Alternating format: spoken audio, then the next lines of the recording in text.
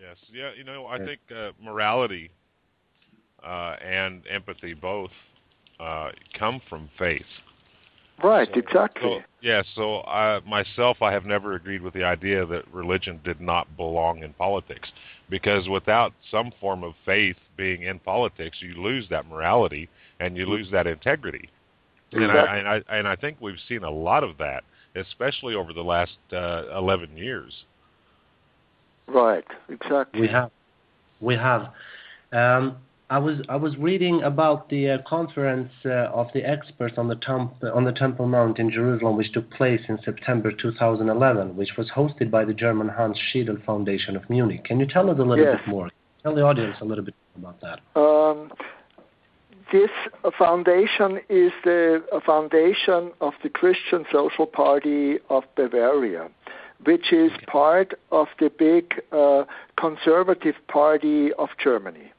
But the Bavarians always have something special, and so they have their own political foundation, the Hans Seidel Foundation. And I got acquainted with one of the people there, and he was quite fond of my idea of solving this conflict. And so he organized a conference devoted totally, actually, to my question of the conflict around the Temple Mount or Al-Haram al-Sharif in Jerusalem. He invited experts from Palestine, from Germany, and from different places. And I have been speaking there about the therapeutic perspective of this conflict and how to solve this conflict, since they are both traumatized. Both parties are traumatized. I mean, the Jews were traumatized by the persecution in Europe and escaped to this place. And the Palestinians were traumatized by the Jews taking a hold of this whole place. And so how can you get two traumatized parties to make to find peace? This was the question. And so I went through the whole history of the Temple Mount and tried to show how every point which actually caused more fighting, that every such point could also be used as a point to feel empathy for the other side. And this was my part in this conference. I really much love the way when you use the word empathy, just as we mentioned earlier about the politics not having room for religious affairs, according to the new leaders of the world countries. I would like to analyze and to bring a good and perfect. I think everybody knows the definition of the word empathy, but what I would like to talk about with you, sir, is what happened to the empathy, the human empathy. I think everybody would probably agree that people are born clean and pure and in a nature where everybody helps everybody in any kind of way needed. And the word empathy has been, as I see it, the word empathy has been the solution to not just one problem, but every kind of problems in the world, family problems, country problems, or even international problems. So every time there has been shown an empathy, there has come the end to the troubles, to the problems. When the international community has gone together and has worked together with one voice, they have been able to stop the wars, just like in Bosnia, for example, and Kosovo, as I remember, and other parts of the world as well. How can we educate the youth? How can we educate the students and the world today and make them, not make them, but make them understand the importance of the word empathy, and that the word itself, the definition of empathy itself, is actually the solution and the medicine to all the killings and all the bad things happening in the world?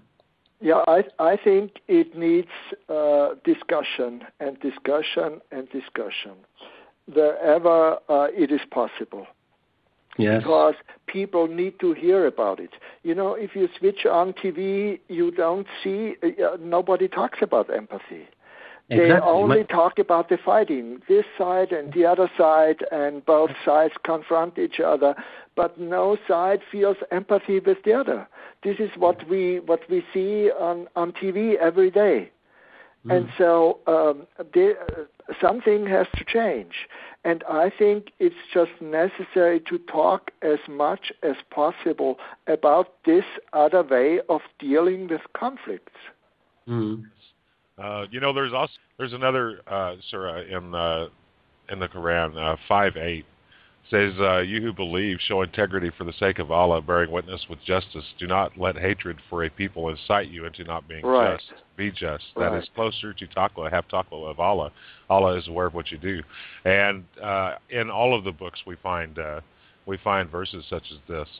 So you also, I've noticed in some of your writing, you also say that, you know, that as the religions would come together, they would also find the similarities between them.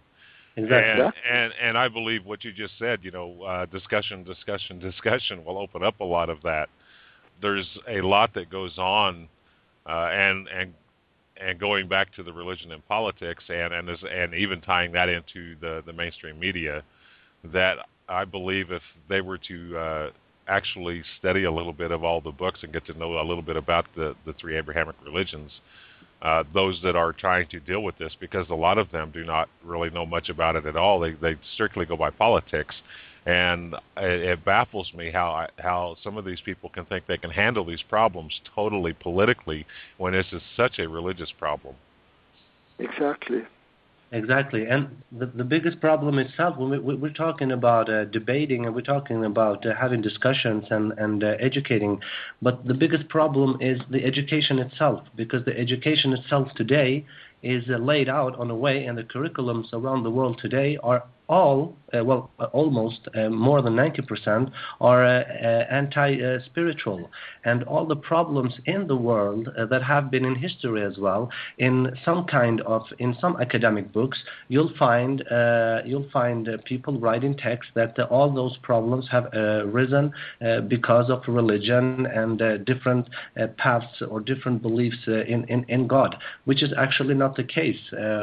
Everybody, or at least believing people, know that the morality and the norms of morality come from the source of the divine books, and the entire idea with the divine books is to have peace. And just like Mr. Gottfried earlier mentioned, if Allah wanted to create, He would have created everybody the same. If God wanted to create everybody the same, He would have done that. But He created us differently in order to do good deeds and try to do as many good deeds as possible. But I want to go back to the word empathy again. When you talk about empathy, when you talk about showing the other side empathy, don't you think we have to educate that particular group firstly about the other groups so they know them? So Palestinians won't be born into hating circumstances where they will be bombed in their heads with information such as all the Jews are infidels. And the same thing goes with the Jews in Jerusalem. We should show them, we should find some ways in order to show them that the Arabs or the Muslims overall are not terrorists, and Muslims around the world actually, if they are sincere in their belief, they have an obligation towards all the people of the book, which means Christians and Jews, and to protect all their lives, their everything they have. That is actually an obligation of a Muslim. But just like I said earlier, we have to get back to the educational. How can we do that? How is the best way of doing that without creating a fuss or without creating any misunderstandings? Sir. Yeah, you know, what I found is what my way is talk to the leaders. I mean, there are different approaches. There's the grassroots approach, which is really great to introduce empathy on the grassroots level. This is really great and absolutely necessary. But I think finally the religious leaders need to be convinced that they don't support the extremists on their own side, but Yes. they support the ones who exercise empathy.